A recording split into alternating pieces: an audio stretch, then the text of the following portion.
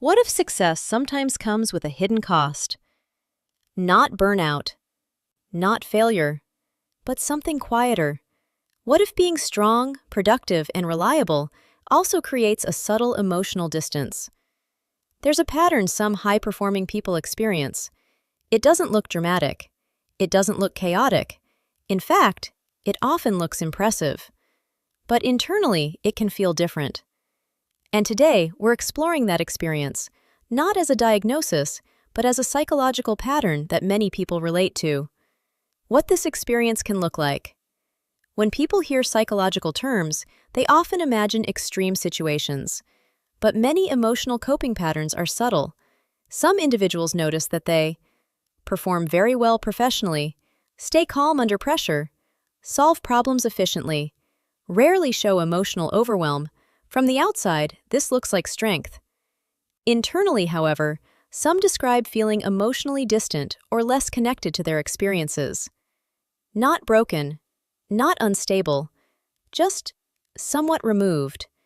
This isn't about pathology. It's about understanding how adaptation works, how adaptation forms. Psychological coping strategies often begin early. For some people, being composed and capable was encouraged. Achievement may have been rewarded more than emotional expression. Stability may have been valued more than vulnerability.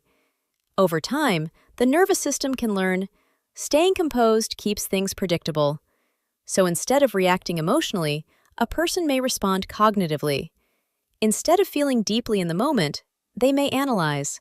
And this works. It creates success. It creates reliability. It creates trust. But it can also create emotional distance. Here's something important. Emotional distance is not the same as emotional absence. Many high-functioning individuals still feel, but they may process feelings in quieter, more internal ways. Sometimes they report difficulty identifying their own needs, feeling slightly disconnected during big achievements, feeling more comfortable doing than being. This doesn't mean something is wrong. It means a certain coping style became dominant. And coping styles, even effective ones, have trade-offs. Why success can reinforce the pattern. In achievement-driven cultures, productivity is rewarded. Being calm is praised. Being independent is admired. Being emotionally steady is seen as maturity. So if someone develops a composed, high-functioning exterior, the environment reinforces it. Over time, identity can become closely tied to performance. If I achieve, I'm valuable. If I stay composed, I'm respected. This isn't a conscious decision. It's a gradual association. And the more successful someone becomes, the less space they may have to explore other parts of themselves. Subtle signs of emotional distance. Again, not symptoms, not diagnoses, just patterns people sometimes describe. For example, feeling more comfortable supporting others than expressing personal vulnerability, preferring productivity over stillness, feeling slightly detached during highly emotional moments, thinking about emotions more than physically experiencing them. These experiences exist on a spectrum.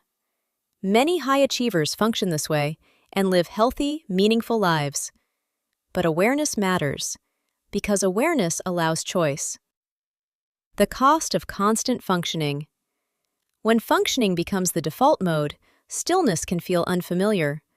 Slowing down may feel uncomfortable at first, not because something is broken, but because constant motion leaves little room for reflection.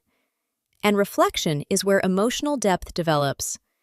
For some people, reconnecting with emotional presence isn't about losing strength. It's about expanding it. Strength plus awareness. Performance plus presence. Capability plus connection. This video isn't diagnosing anyone. It's exploring how high performance and emotional processing can interact.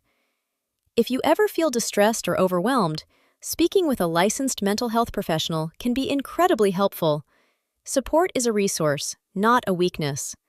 So here's a reflective question. When you achieve something meaningful, do you fully experience it? Or do you quickly move to the next task? There's no right or wrong answer, just curiosity. because sometimes growth isn't about changing who you are, it's about allowing yourself to experience more of what's already there. And that might be the real expansion of success. If this conversation resonated, share your thoughts below. Do you relate more to performance or presence? And if you enjoy psychology content that explores patterns without labels or extremes, consider subscribing. We'll continue unpacking the parts of human behavior that often stay unspoken in a grounded, practical way.